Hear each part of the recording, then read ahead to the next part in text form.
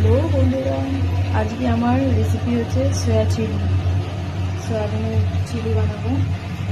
এটা বানিয়ে রেখেছি টমেটো সস দিয়ে, কেটে রেখেছি। এই যে তেল গরম হচ্ছে,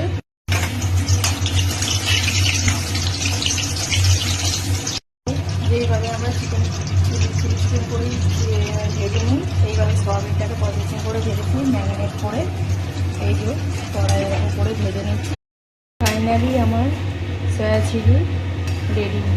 দেখো সয়া চিলির কালারটা দেখো, দারুণ হয়েছে। এইভাবে তোমরা বানিয়ে দেখো, সয়াবিন খুব সুন্দর লাগবে খেতে। চিলি চিকেন খেয়েছি, পনির চিলি খেয়েছি, সয়া চিলি সবাই বানায়, আমি একটু বানালাম। এর আগেও বানিয়েছিলাম, সেটা ভিডিও করা হয়নি, আজকেরটা আমি ভিডিও করলাম। দেখো ফাইনালি